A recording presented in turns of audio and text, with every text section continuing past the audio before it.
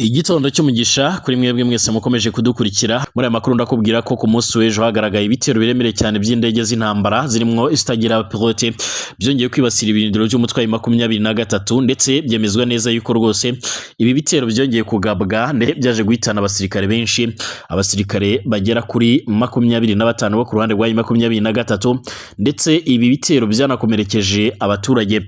Ibi bitero ariko kandi byaje kugira ingaruka zikomeye cyane kuko na MONUSCO yaje gusohora itangazo riremere cyane maze yamagana ibi bitero byagabwe n'ihuriro ry'ingabo za leta ya Repubulika Demokarasi ya Kongo nyuma yuko iki gihugu cya Kongo cyane cyane biturutse ku buyobozi bwa Tshisekedi bigaragara neza yuko bamaze guhitamo umurongo wo gukemura ibibazo by'intambara cyane cyane bifashishije by'umwihariko imbaraga za gisirikare, mu gihe bikomeje kugaragara neza yuko ibigendanye n'ibiganiro byabo bikomeje kubera muri Qatar ndetse no mu bindi bice bisa naho nta kintu gishyashya birimo by'umwihariko byungura cyangwa se birimo bikemura ku kibuga cy'imirwano. Ndakubwira ko kandi Perezida w'u Burundi Evariste Ndayishimiye yaba yamaze gukosora imvugo iherutse gukoreshwa na Minisitiri w'Ububanyi n'Amahanga Burundi cyane cyane kubyara aherutse gutangaza kubirebana n'ibiganiro bikomeje kubera muri Qatar, dore ko bisanzwe binayoborwa cyangwa se binakontororwa na Qatar nk'uko amakuru akomeje kugenda tugera bivuga cyangwa se nk'uko bikomeje kugenda bitangazwa. Mwese rero ndabashuje kandi mbifurije ibihe byiza cyane, mbifurije kumererwa neza cyane, mbifurije kugira impagarike n'ubugingo, aho kugeza amagingo yangaya mbabwira ngo reka twongere turebere hamwe amakuru akomeje kugenda avugwa. Kanda subscribe niba roga mbere ugeze hano rero kugira ngo uwambere mazajya badukurikira, tanga igitekerezo kandi like amakuru n'ibiganiro byacu unabisangize ku nshuti zawe. Nyemerera turebere hamwe amakuru rwose yihuta kandi amakuru agezweho akomeje kugenda avugwa. Ku munsi w'ejo hagaragaye ibitero biremereye cyane ndetse n'imirwano iremereye cyane haba hano muri Kivu y'Amajyepfo ndetse n'iya Kivu y'Amajyaruguru.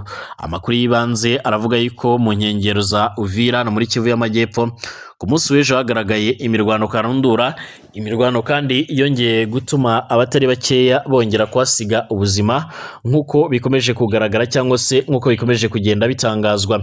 Amakuru yihuta cyane akomeje kugenda tugeraho kandi akomeza gushimangira ndetse no kugaragaza neza yuko iyi ntambara ikomeje kugenda igaragara hano by'umwihariko ku butaka bwa Kongo ikomeje kugenda inagira ingaruka ku baturage b'abasivile batarimo no kurwana iyi ntambara. Ibi ni bimwe rero mu bikomeje gutuma imiryango mpuzamahanga yongera guhaguruka maze igasaba yuko rwose iyi mirwano yahagarara. Nubwo bihagaze bityo ariko kandi birasa naho impande zombi zikomeje guhangana, zikomeje kubona yuko ikibanze cyangwa se icyaba kizima ari uko kugeza amagingo aya ngaya byasobanuka bigasobanukirwa ku mirongo y'imbere ku rugamba. Ibi bikomeje gutuma rero impande zombi zikomeza kugenda by'umwihariko zisanga mu ntambara mu buryo budasanzwe, ku buryo bamwe mu bakurikiranira hafi ibera ku butaka bwa Kongo bakomeza gushimangira yuko iyi ntambara aho ivi kagera ikomeje kugenda by'umwihariko nk'uko bikomeje kugenda bigaragara. Iyi ntambara y'ivikagera ikomeje guhitana ubuzima bw'abatari bakeya nk'uko amakuru akomeje kugenda atugera bivuga cyangwa se nk'uko bikomeje kugenda bitangazwa.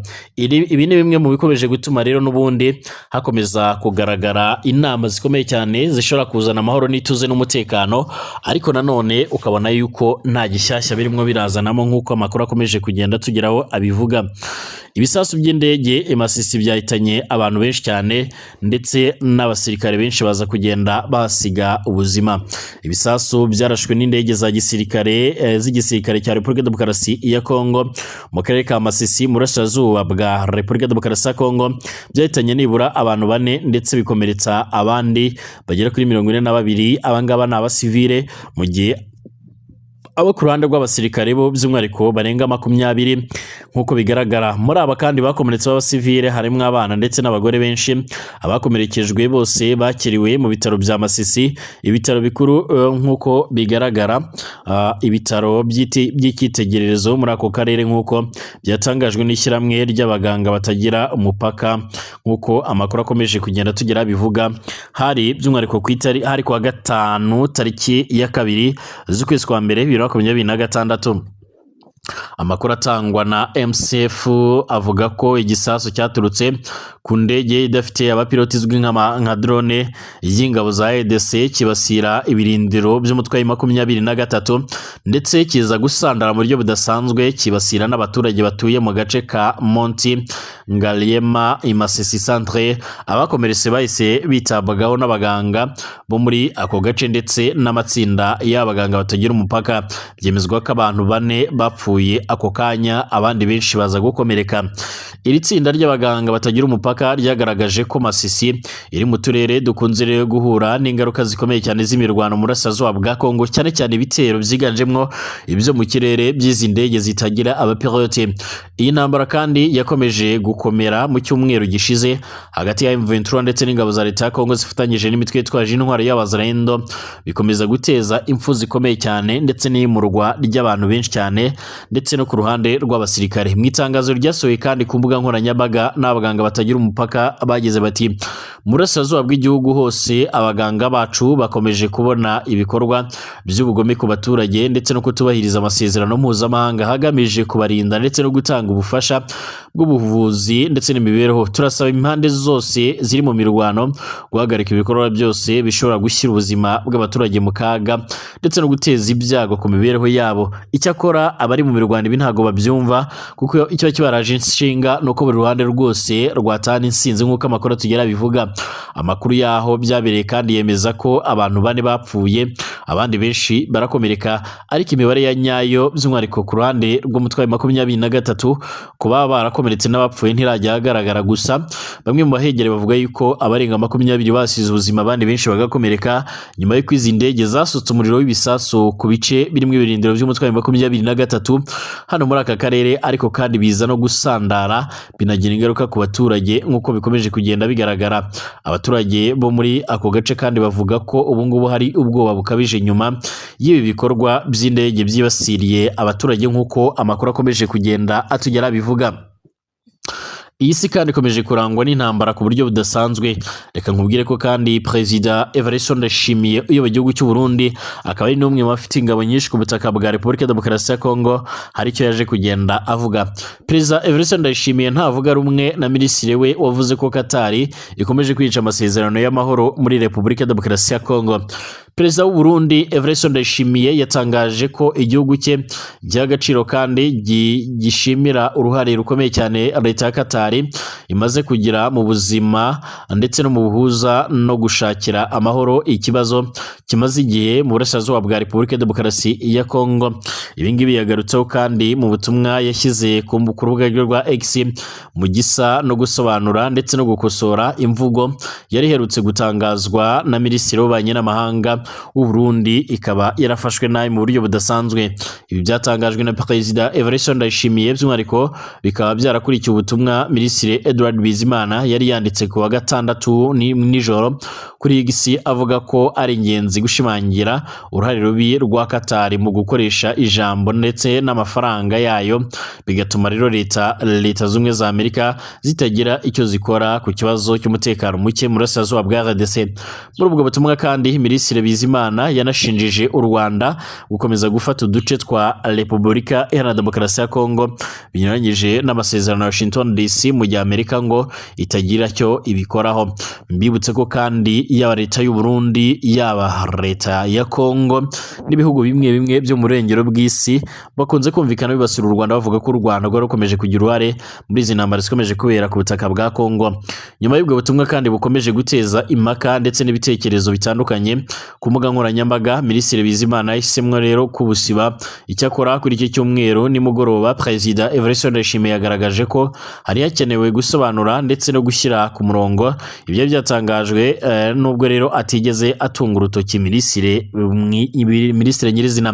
Mu butumwa bwe Perezida Evariste Ndayishimiye yibukije ko ari ingenzi kwirinda imvugo iyo ari yo yose ishobora kumvikana nabi, cyane cyane ku bijyanye n'uruhare rwa Katari. Igihugu yashimangiye ko cyatanze umusanzu ugaragara mu guteza imbere amahoro n'ituze muri aka karere k'ibiyaga bigari.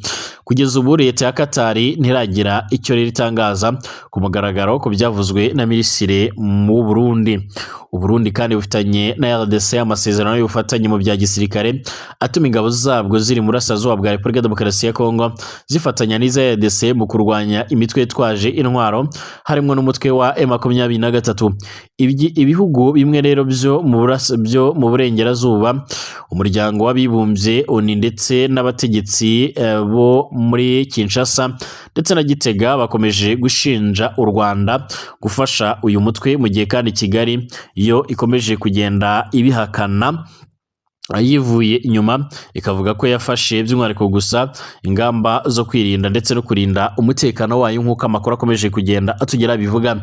Qatar imaze igihe igaragaza umuhate udasanzwe mu gushakira amahoro uburasirazuba bwa RDC mu kwezi kwa gatanu kandi ku mwaka ushize, nk'uko bigaragara mu gihe umubano hagati y'u Rwanda na RDC wari umeze nabi cyane kurusha uko rero byari byarigeze bigenda. Qatar yatunguye benshi ndetse n'isi yose muri rusange, maze ihuza Perezida Tshisekedi wa Kongo na Paul Kagame w'u Rwanda iduha muri Qatar. Nubwo leta ya Kinshasa kandi yari yashyizeho umurongo utukura uko leta zigera iganira n'umutwe wa M23, Qatar yashoboye guhuza impande zitandukanye iduha mu kwezi kwa kane. Impande zari mu biganiro zemeranyije guhagarika imirwano ndetse no gutangira ibiganiro bigamije kubwizanya ukuri mu buryo bwubaka. Icyakora nubwo rero ayo masezerano yavuzweho, imirwano ntiyigeze ihagarara burundu. Impande zombi zakomeje gushinzanya kutubahiriza ibyo zumvikanyeho ndetse zikomeza guterana ibisasu nk'uko amakuru atugera bivuga.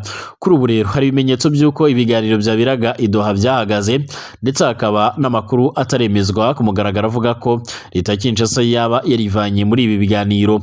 Ibintu rero bikomeje gusiga ejo hazaza h'amahoro mu burasirazuba bwa RDC mu mwijima ndetse no mu kangaratete.